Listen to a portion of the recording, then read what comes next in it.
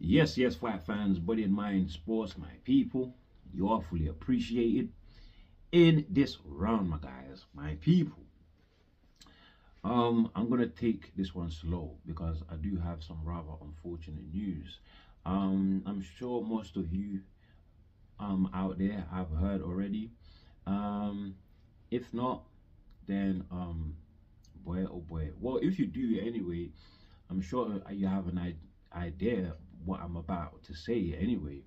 But if you don't, then brace yourself because as of yesterday, the 29th of December, that is Monday, the 29th, it was reported that former two times heavyweight champion AJ, Anthony Joshua, my guys, my people, was involved in a fatal car crash that unfortunately and sadly, my guys, my people, claimed the lives of two of his very close friends.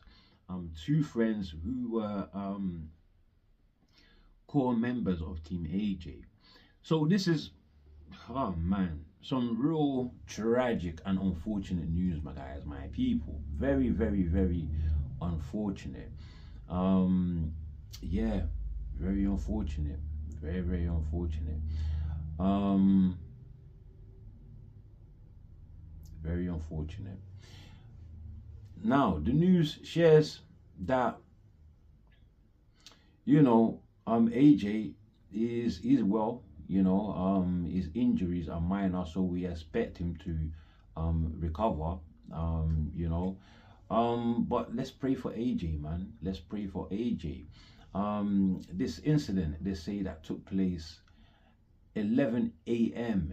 in Nigeria. So AJ and his friends were in Nigeria, and the reports say that they were traveling in an SUV, a Lexus SUV, my guys, my people, and they were going along the Lagos Ibadan Expressway, and all of a sudden, the SUV that they were traveling in plowed into a parked truck. How unfortunate is that? To plow into a parked truck, my guys, my people. Terrible, man. Very unfortunate news, this. But I'm thinking as well, though, that the the truck is parked. It's not moving. So perhaps this accident could have been avoided. Maybe, perhaps could have been avoided, right? Now the FRSC, that is the Federal Road Safety Corp in Nigeria, they reported that they suspect that this accident was due to excessive speeding and dangerous overtaking, my guys, my people. So, which is a federal an illegal. It's illegal. It's illegal. It's against the law, right? But we can't jump to any conclusions. We can't jump to any conclusions because you know listen, Nigeria, man, if you understand Nigeria, it's a very fast-paced country. Everything moves fast, especially in the on the highways as well. You just gotta keep with the speed, man. That's the way Nigeria moves. Unfortunately, right? So we can't jump to any conclusions here. Also, you also have to remember that that truck must have been some sort of an obstruction. All right, so yeah, man, this is just unfortunate. It's just unfortunate in its totality. Just unfortunate. Yeah, so my condolences, man. My condolences to the two that lost their lives. AJ just coming off his win over Jake Paul. So I'm sure going to Nigeria was to have some downtime, to de-stress, just everything positive, right? Visiting home, right? So yeah, all that must have been part of it. they never imagined this. They never imagined this, you know. So yeah, man, my condolences to the two friends that lost their lives. I mean, to the family of the two friends that lost their lives, my guys, my people. They do share their names. They share their names. They say one of those friends is Mr. Sinagami, who is AJ's therapist. Therapist, physiotherapist. He's AJ's physiotherapist. So, yeah, man, RIP to Mr. Gami. May his soul rest in peace. My condolences to his family, my guys, my people. Also, Mr. Latif Ayodele, Mr. Latif Ayodele.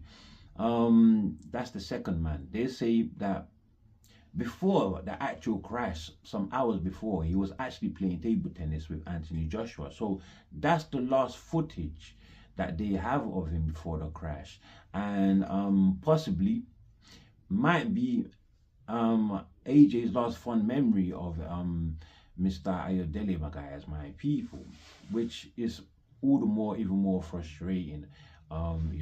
This sad news. We just lost a good friend, close friend, close friend. They say 10 years he's been part of AJ's team. So he's been part of the team for 10 years. All right. That's almost spanning AJ's career, which I think now spans what, 12, 13 years.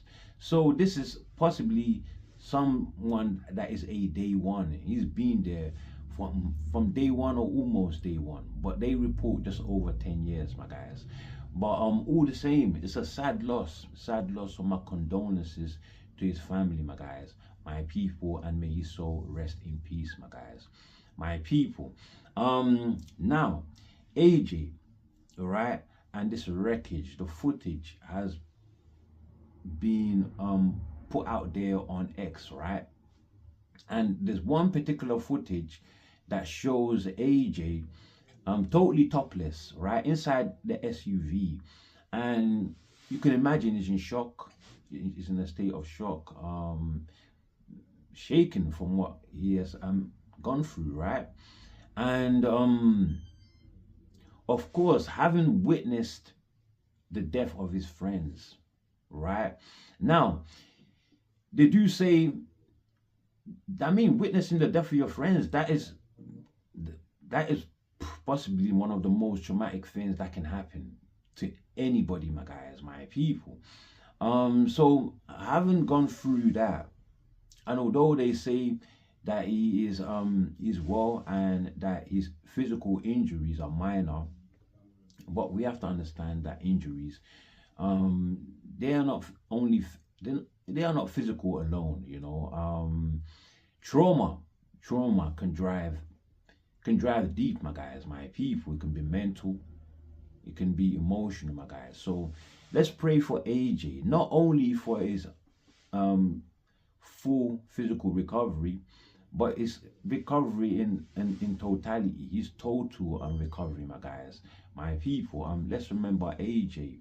AJ, I remember the post that he put out, I believe on Christmas Eve, right? The post that he put out, thanking fans for tuning in to watch him and Jake Paul. 33 million fans he thanked, right? And he also took time remembering the people that prayed for him during fight week. And albeit that in the comments, some people, well, you know, trying to make a little laugh of it, saying that we weren't concerned about AJ, we were just worried about Jake Paul's health and safety, which is a very, very accurate comment, right? But at the same time, we need to understand that the message that AJ is trying to drive home there is that no matter who you are, my guys, my people, always take your time to remember your connection with your maker and how that connection is with your existence on this planet, my guys, my people. It is your maker that created you. You're the one that guides, protects, and ultimately judges and determines your next instance, my guys, my people. So when you want things to go good for you, remember that connection, right? And put in a word for yourself, put in a word for your loved ones, whoever, my guys, you wish to put in a word for, to the maker, my guys, my people, and for things to go well. And having these types of thoughts, you see that things start to happen or manifest in more positively in your life when think in this aspect. You involve the your creator in what you are doing, because ultimately what you're doing is full meditation there. It's full meditation, my guys, my people. Yeah, you're harnessing into the powers of the universe, my guys, my people. So yeah, take care of yourselves, man, and do drive safe when you're out there. And AJ, those prayers, it looks like it worked for him, isn't it? It looked like it worked for him. Unfortunately, he lost his friends, but I hope that he makes a full recovery, which I think he will. You know, I strongly believe he will. AJ is one of the strong ones, my guys, my people. It takes strength to be two times heavyweight champion. So yeah, big up AJ and hope he makes a full recovery. Also sending out prayers to Eddie Hearn. I'm sure he must have been shaken up by this news as well, my guys, my people. But with that said, now this is quite an awkward note to jump off from, right? Yeah, but I'll just say one last thing.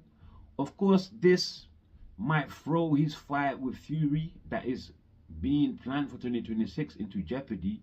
But I'm not really thinking about that right now. After this sad news, let this one clear first, as far as I'm concerned. Yeah, as far as I'm concerned, they should let this one clear first. Anyway, but look, with that said, let's move on, right? I want to talk about Inoue versus Junto Nakatani that is being planned for 2026 in Saudi Arabia, my guys. Is it Saudi Arabia? In Japan, right? Now in jeopardy, right? Don't you think?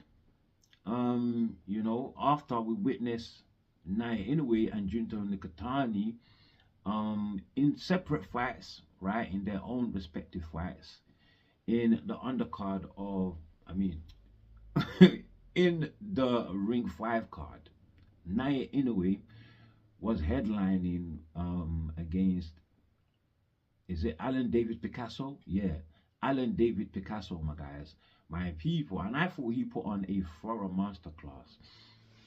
So I don't understand the criticisms that people have for Inoue right now, my guys, my people. I can't pinpoint them specifically because it's like they never resonated, so it's like I never retained them. So yeah, I don't agree with the criticisms. What I do agree with is that every fighter has their limits. Every fighter has their limits, but as a fighter is, they will always keep improving, and always want to keep improving, regardless of how good they are. And so I think that just explains Naya Inoue's reaction to his performance when he said that he didn't think that he put out a great performance, but that is just him showing humility as a champion, just being totally, I would say, mad about his job, crazy obsessed about his job, my guys, my people. So he's gonna be his hardest critic, my guys, my people. Yeah, but I thought he put on an absolute masterclass. It was Junto Nakatani, on the other hand, who has thrown this fight into jeopardy, because he totally struggled against Sebastian Hernandez Reyes in the undercard. Totally struggled against Junto very one-dimensional, and he struggled against a one-dimensional fighter in Reyes who was just plodding forward. Really, he was just plodding forward. Doesn't have any real speed as such, but is very consistent, right? And you know, very consistent in his pace. Got great durability, world-class conditioning, my guys, my people. Great stamina. Got a little bit of power, but he doesn't really load up.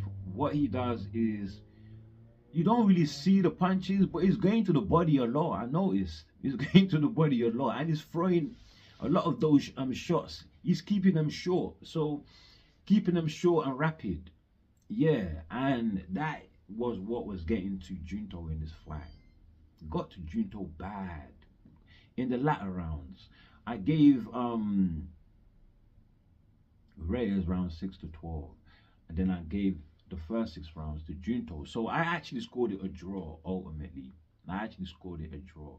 But boy, did Junto struggle, and I don't disagree with the fans, you know, saying that Reyes won. I don't disagree because it could have gone either way. It was that close, right? It was that close. Fan zone after 8 rounds, I had it 86-85. Reyes, my guys. So yeah, I don't disagree. I don't disagree. After all, it was a close battle of attrition, which I think ultimately, if it was the 15-round days, damn Junto, you done for. You are done for, my guys, my people. I just thought Junto in there. It looked like all you need is Reyes' skill set. You don't have to be a world level fighter. All those things that I've mentioned, right? Plus his world class conditioning, right? You need that with that relentless coming forward, and you got Junto. It feels like that's all it takes to beat him, you know. Yeah, that's what it feels like, my guys, my people. I don't think he's got the foot speed to compete with Inoue. Junto is quite flat-footed. His combinations are quite predictable. His movement is quite predictable. So his trajectory is like almost pre-planned and predictable. You know, yeah, very very predictable. The way he swings to his right hand side to use as his escape route, a bit like Lomachenko, but he does it so close up and doesn't have a high guard that you do that against an elite fighter like Inoue, you're getting clocked. You are getting clocked, my guys, my people, because Inoue, he is the goods. He is the goods, my guys, my people. Yeah, I just think that, yeah, although that Junto, he's got power, obviously, but it's not showing up in this new division. This is his first fight at 122, so we have to consider that, albeit that Reyes is ranked number 10, we still have to consider that, my guys, my people, that Junto is jumping up. But Junto is a big lad, 5'8", 68.5-inch arm reach. Compare that to Inoue, 5'5", so giving up 3 inches, and 67.5 reach, 67.5-inch reach. So giving away an inch in arm reach, my guys, my people. So although Inoue has existed in the higher division longer than Junto, it's like he's really a smaller man, really. Very bizarre, ain't it? The sport of boxing, the way people squeeze themselves down to fit within a weight class. Crazy. Maybe Junto has been a weight bully because he, to me, looked like he's been overhyped. Albeit that he's ranked number 6 in the pound for pound. Like, the power is, Inoue can take that away from Junto if they fight, because Inoue it's like he can adjust seamlessly. We saw that in his fight against Cardenas, where he fought fire with fire. He got dropped, but he adjusted, still came with fire, and stopped Cardenas. And then with Marijan Akhmadaliev, he toned it down a little bit, focused more on defense, totally outboxing Akhmadaliev, and then um taking away his best asset, you know, his best tool, that power, took it away from him. Totally outboxed him. And then with Picasso, that was just his playground, isn't it? You know, not feeling the threat of Picasso's power, nor does Picasso fight with any real intensity. Picasso, who was very hesitant in there to throw, you know, he didn't want to eat any of those punches from Inoue, boy, and the speed as well. That made him hesitant. So Picasso, albeit not a heavy puncher, I'm still hesitant to call him a boxer because he's not a puncher. He's not a puncher. Definitely not a puncher. But he doesn't use the ring or give angles like a boxer would. He doesn't use his feet. He just stands there in front of you. Yeah. And he was just getting tagged. You know, in a way, he was choosing when to rest, when not to, when to sit on the, like, come on, man. He was just playing with him. He was playing with him. And it's like he wanted to carry him, you know, the distance. That's what it looked like to me. His power was definitely disturbing. Picasso, definitely disturbing Picasso, because if it wasn't, he wouldn't be so hesitant. You know, he wouldn't be so hesitant. So, yeah, the power is still there. It's still there. In a way, now 32, right? The power is still there. He might get disturbed though if he moved up to featherweight, because the lads there, they're bigger lads, right? So, yeah, that might have an effect, you know. But let's wait and see. Let's wait and see. But as for Junto, nah, that's easy money, easy work. I don't think Junto would want that fight. I don't think Junto would want that fight unless he summons the inner samurai spirit, you know, and just say, okay, in a way, let's just fight, because the Saudi money ain't gonna do it for this one. I don't think the Japanese are, you know, all about money like that. I don't think they're all about money like that, you know. Yeah, but in a way, would he chase Junto for the fight? I don't think he would. It doesn't seem like the type to chase a countryman, and he's a fellow countryman, right? And he's quite a reserved guy himself, sort of, almost very humble as a champion. That's the best word for it. So yeah, I don't think he'll chase down Junto for it. But Junto, from what is expressed so far, is that he's not ready for. In a way, he's just not ready, my guys. They're also talking about Bam Rodriguez, who is 2 divisions below Inoue and Junto now, right? Bam Rodriguez versus Naya Inoue. Now that would be a cracking fight. Whether Eddie will make it, I don't know, because Eddie does want Bam to become undisputed first. Should he fight Wilbardo Rodriguez, the IBF champion, at super flyweight? He can make that undisputed unification, but Wilbardo has to honor his mandatory in Andrew Maloney, Australian fighter, my guys, my people. Andrew Maloney, who stepped aside for Wilbardo to fight Kenshiro Taraji, my guys, in the Ring 5 undercard, but the fight never happened because after weigh-ins, Wilbardo taken to hospital, and the doctors announcing that he is unfit to continue to the fight, to enter a contest, my guys, my people. So that was cancelled. Eddie was looking for Taraji to fight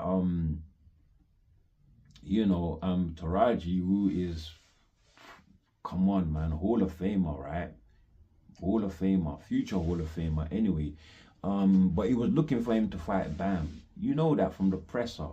When Eddie at the presser, not only doing promoting, but he is there he is presenting, and he was grilling Taraji about making the Bam fight if he beats Wilbardo, right? But come on, man, that's not the fitting place. Don't bring business into this. I don't mind Eddie presenting. I think it's quite good. You ask some real good questions, but stay away from that. Don't make deals. Don't make deals. The fighters are under pressure already. They need to concentrate on their fight, my guys, my people. So after you grill them there and then go into negotiations after and then grilling again there. No way, no way. Come on, come on. No, none of that. None of that. But Eddie is racking in the dough. He's raking in the dollars, the pounds, I should say right now. He's raking it in, boy. He's got his fingers in the ring event pie right now, isn't it? He's been involved in every single ring magazine event, I think. All right. And he's been head promoter, I believe, in the majority of them too. So Eddie's is a very busy man. He's a very busy man, but I rate him. I rate his business acumen. He is spot on. Eddie Hearn, my guys, my people. Yeah. But would he put Bam versus Nia Inoue? Nope, I don't think. I think the undisputed is what he's going to go for first. That super flyweight. And hopefully Andrew Maloney, they can get him to step aside again. All right, they can get him to step aside again. If they can do that, it's going to be Bam versus Wilbardo, I reckon. But let's wait and see, my guys, my people.